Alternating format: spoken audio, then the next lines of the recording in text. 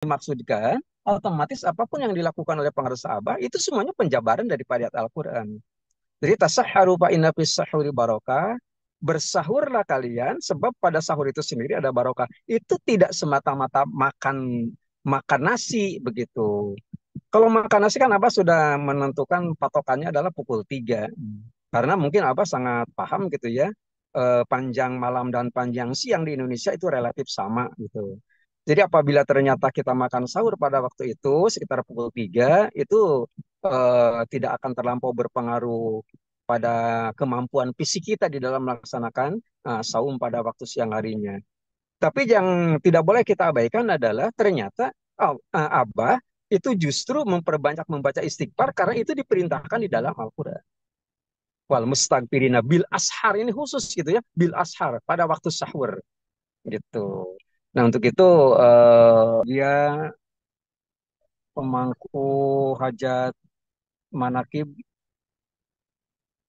Ibu Hajah Kartini Zulfan, semoga beliau beserta keluarga selalu mendapatkan kajembaran rahmaniah dari Allah Subhanahu wa taala karena kecintaan beliau kepada Syekh Mursyid dengan mengistiqomahkan sebagai pemangku manakib pada acara manakib online internasional. Ikhwan akhwat di seluruh penjuru dunia yang saya cintai, yang saya banggakan. Ini mohon maaf kalau suara mungkin kurang bagus. Ini masih di jalan tol, ini jadi mungkin sinyal tidak terlampau stabil. Eh, Puji syukur sepenuh langit dan bumi kehadirat Allah Subhanahu wa taala atas segala nikmat yang telah diberikan kepada kita semua, nikmat iman, Islam, ihsan, sehat, panjang umur, rezeki halal, termasuk nikmat diberikan kemampuan kepada kita pada malam hari ini untuk bisa melaksanakan satu kegiatan yang menjadi kesenangan daripada Tuan Syekh, yaitu melaksanakan acara manakib. Ikhwan akhwat rahimakumullah, di dalam eh, mengisi 10 hari terakhir di bulan Ramadan, mungkin di luar sana banyak yang mengkhususkan apa namanya kegiatan-kegiatan khusus di masjid berupa i'tikaf. Bagi kita sebenarnya yang demikian itu bukan tidak perlu ya, dalam artian bukan sudah merupakan apa namanya kalender kegiatan khusus di bulan Ramadan, karena apapun yang menjadi amaliyah kita dalam keseharian kita itu sebenarnya yang terjadi di dalam yang terjadi pada bulan Ramadan itu sudah kita laksanakan setiap setiap hari. Yang ingin saya sampaikan pada kesempatan malam hari ini adalah eh, kesenangan Tuan Syekh itu mungkin tak terbilang. Dalam artian apabila ternyata dibandingkan dengan apa namanya apa yang kita lakukan di dalam Amaria, kita ini sebenarnya tinggal enaknya. Kalau kita cermati umpamanya ini salah satu contoh aja. Setiap malam itu Abah tadarus nggak pernah berhenti. Tadarus Al-Quranul Karim. Ada satu manqobah ya, di dalam manaqib Tuan Syekh. Salah satu manqobah itu menyebutkan bahwa apabila apabila muridku jelek gitu, yang baik adalah aku itu. Jadi dalam artian itu kan masalah baik buruk. Tapi kalau lebih disederhanakan lagi, apa namanya baik ataupun tidak baik amaliyah kita, itu sebenarnya yang apa yang memoles, yang melengkapinya eh, adalah Tuan Syekh gitu, pengarsa Abah. Eh, Abah melaksanakan tadarus Al-Quranul Karim itu sangat dipahami dalam artian kan berapa banyak mungkin tak terhitung gitu ya murid-muridnya yang tidak tadarus Al-Quran gitu. Jadi disempurnakannya oleh beliau. Jadi kalau dikatakan ah, kebangetan lah barangkali begitu ya kasarnya ya. Nah, kita sudah aku sebagai murid, kemudian kita apa namanya dibimbing dalam segala hal, tetapi ternyata memang di dalam melaksanakan amaliyah kita ini sangat-sangat minim gitu. Apa kalau apa namanya kalau zikir itu kan nggak terhitung kalau zikir. Kalau kita kan dibatasi. Mengapa Mbak tidak terhitung kalau zikirnya?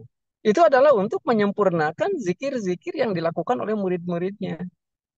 Apa sangat paham gitu ya, berapa banyak yang zikirnya senang 3 kali gitu ya. Nah, kalaupun umpamanya yang 165 itu kan dalam artian itu batas minimal.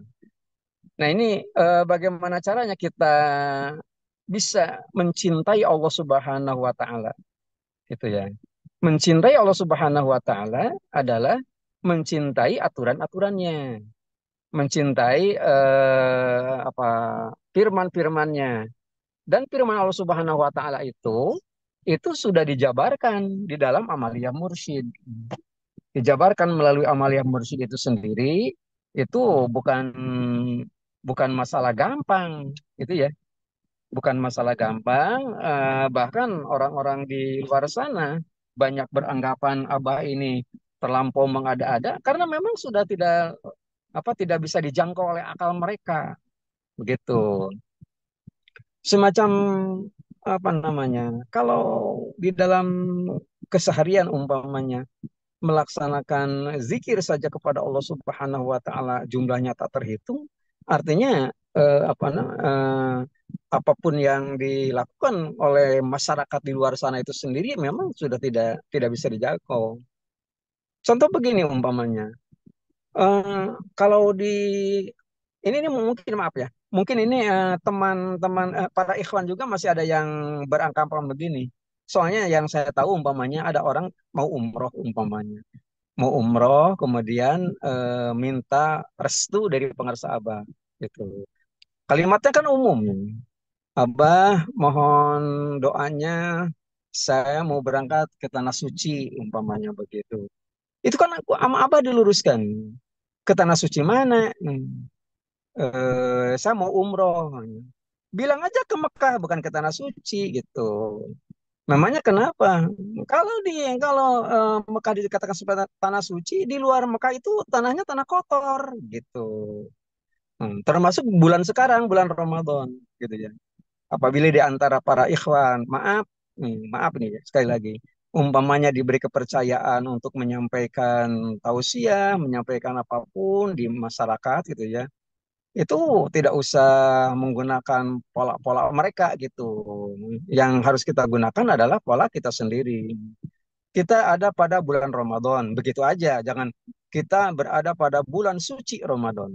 Laba mengatakan kalau mengatakan bulan suci Ramadan di luar bulan Ramadan itu berarti tidak suci. Kira-kira semacam begitu. Nah, kalimat-kalimat semacam begitu itu seyogianya untuk dijadikan acuan, dijadikan patokan bagi kita. Memangnya kenapa? Karena semua bulan ada sudah Ramadankan. Mengapa Ramadankan? Karena semua amaliyah yang kita lakukan di bulan Ramadan juga dilakukan di luar bulan Ramadan. Makanya tidak usah dibincangkan sebenarnya bagi kita di tengah-tengah masyarakat ikhwan kan. Nggak penting-penting amat. Kalaupun umpamanya ada yang mengatakan begini, mengatakan begitu, itu sebagai penekanan saja, gitu ya. Sebagai penekanan betapa pentingnya kita melaksanakan amalia mengacu kepada apa yang dicontohkan oleh pengarsa Abah. Begitu. Termasuk makan sahur gitu ya. Kalau kita kan makan sahur ya subuh saja umpamanya makan makan makan biasa nasi gitu ya. Tapi kalau Abah kan nggak begitu gitu ya. Kalau Abah justru mengaplikasikan ayat Al-Quran pada waktu sahur gitu. Apa yang dilakukan oleh pengarsa Abah? Wal mustagfirina bil ashar. Abah itu memperbanyak membaca istighfar pada waktu sahur. Tuh. Jadi kalau dikatakan tasahharu fa inna fis sahuri barokah, bersahurlah kalian sebab pada sahur itu sendiri ada barokah, itu nilai keberkahan belum tentu ada pada makan. Gitu. Gitu ya. Sama saja semacam begini, ada satu kalimat senandung doanya. Allahumma barik lana fi Rajab wa Sya'ban wa balighna Ramadan. Berkahi kami di bulan Rajab, berkahi kami di bulan Sya'ban, dan hantarkan kami sampai ke bulan Ramadan. Begitu. Itu yang mendapat keberkahan bulan Rajab siapa? Nah, tentu bagi kita adalah orang-orang yang melaksanakan sholat sunat Rajab. Keberkahan Sya'ban adalah orang-orang yang melaksanakan sholat sunat Sya'ban. Begitu. Nah, kemudian kalau ternyata memang itu yang dimaksudkan, otomatis apapun yang dilakukan oleh pengarsa Abah, itu semuanya penjabaran daripada ayat Al-Quran. Jadi tasahharu fa inna fis sahuri barokah.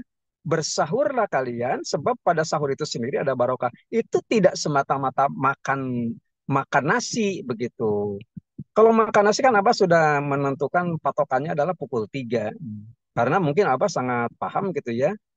Panjang malam dan panjang siang di Indonesia itu relatif sama gitu. Jadi apabila ternyata kita makan sahur pada waktu itu sekitar pukul 3 itu tidak akan terlampau berpengaruh pada kemampuan fisik kita di dalam melaksanakan saum pada waktu siang harinya. Tapi yang tidak boleh kita abaikan adalah ternyata Abah itu justru memperbanyak membaca istighfar karena itu diperintahkan di dalam Al-Quran.